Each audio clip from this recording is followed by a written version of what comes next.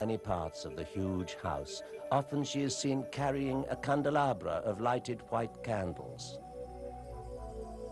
One night, a local photographer was able to snap an amazing photo in the house. He described seeing a woman in a white dress walk by carrying a candelabra. In the photo, you can plainly see the trail of the candles, and in the center is the faint outline of a woman.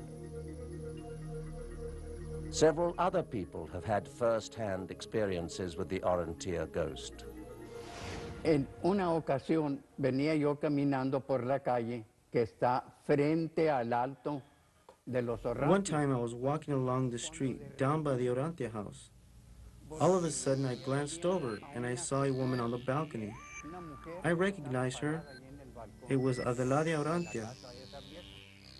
Yo sabía que esa era la única casa donde vivía. I knew it was her. I knew her personally all my life. There she stood, looking exactly as she did as a young girl, in a long, flowing white gown. Pues yo sabía perfectamente bien que ella ya había muerto. But I knew perfectly well that she was dead. I'd been at her funeral 65 years ago. And now I was seeing her exactly as she looked when she was a young woman. I got very scared. I looked again, and to my disbelief, this time she went down and disappeared until I was staring at an empty balcony. Then I became terribly frightened and I ran home. Y tuve que hacerlo porque los nervios me agarraron y tuve que correr. I was so nervous, I had to run. Another El Fuerte man still vividly remembers his encounter with the Orontia ghost 30 years ago. When I was a young man, I used to work in this house, sweeping the floor and taking care of some rooms in this house because it's a large and big house. And when I was doing my work, I heard a noise behind me. When I saw to see what was happening, then I saw suddenly a woman with a white dress walking from room to another room, and she disappeared into the wall.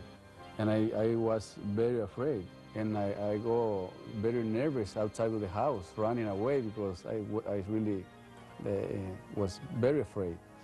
And then now the house is empty because the people doesn't want to go and rent or whatever. It's very, very strange. Well, I can tell you, that is definitely one lovely old house I will not be spending the night in.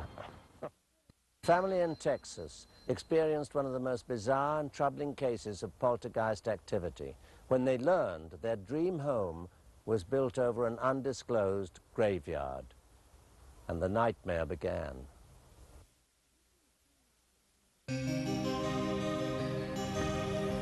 This may seem like an ordinary neighborhood, but 7 out of 8 families picked up and moved far from here at tremendous cost, including losing their mortgages. I wonder what really happened to drive them all away.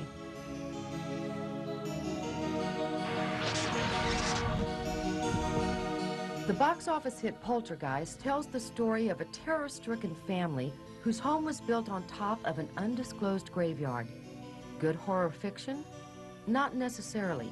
During the same time the movie was released, these silver screen nightmares became reality for residents in a Texas subdivision.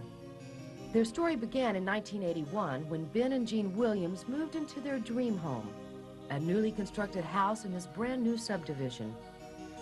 Shortly after settling in, however, a strange feeling crept over them. At first, the feeling manifested itself slowly as mere oddities. Hundreds of ants invading the house, snakes slithering through the floorboards, plants not growing, and unusual sink spots in the yard that couldn't be filled in.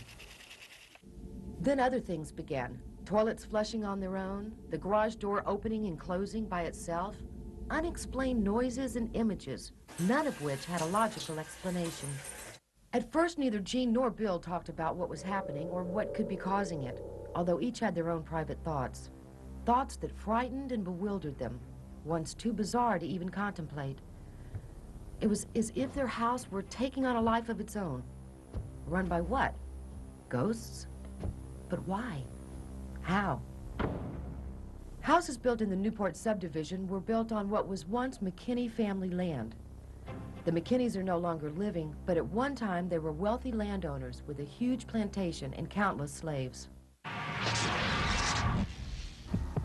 I just knew there was some slaves buried down. Yeah, that's what I heard. Slaves Okay. buried back in there.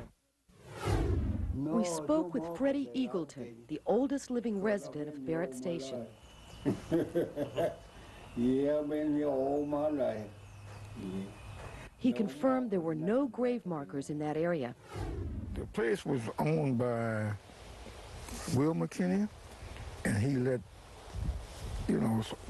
our folks bury up in here for a long time, The site of these unmarked graves became known as Black Hope Cemetery. John Armstrong, the grandson of Harrison Barrett, founder of Barrett Station, showed us the place. So do you have firsthand knowledge of the fact that in that Newport area there were actually people buried there? That's true. That's true. Descendants of the slaves of the McKinneys live here in Barrett Station, not far from Crosby. They remember Black Hope Cemetery. Some of their relatives are buried there. I know one of my seniors that come here, he has a family that was buried out there at the Black Hope Cemetery. Oh yeah, lots of people buried there. I have buried some of them in there myself. We spoke with Keith Krizak, whose father Daniel owned White Cemetery during this time, one of the few established cemeteries in the area. I asked if he thought it was possible to have these homes built on top of a graveyard. Folks were buried back there, and it's the cemetery, just no one knew that there was a cemetery back there at all when they developed the area. So. In fact, some did know. Jasper Norton lived at the house behind me. He has since died, but he was one of the few people who warned the residents in the Newport area that they were building on graves. In fact, he himself buried people in those graves when he was 14 years old. He pointed out some of the unmarked grave sites, but apparently nobody listened to him. As time went on, whatever spirits might have been awakened at the Williams house influenced everyone who came into contact with them. The family experienced an uncanny number of misfortunes, deaths, and diseases. Even the animals were affected, behaving strangely and dying unexpectedly. The Williams withstood their plight in silence. Then their worst fears were realized when their neighbors, building a pool, unearthed the corpses of two people, a black man and woman. They would never find out that if they wouldn't dug a pool. I know where the graveyard was in that area before they went to building all in there. When they went in there and selling that land, and they just went selling, and they wasn't thinking about the grave was in there. After that, the terror escalated. Footsteps became almost commonplace. Ben was the first to notice the shadowy figures that loomed in the dark. Sometimes they would literally attack him in the garage, suffocating him. Jean finally had enough. She took a shovel and began digging next to an old tree, a tree, she was warned, that marked a grave site. However, she didn't make it but a few inches down. Her daughter died suddenly that day. With nowhere to turn and no way to console themselves, the family left that house forever. Although there are people like realtors and neighbors who may not believe what happened to the Williams family, it was hard not to notice all the for sale signs. The truth is, you never really know what you're building on top of. And in the process, if you disturb sleeping spirits, for this family, their lives can never be the same. For anyone else, well, hopefully, it's just a movie.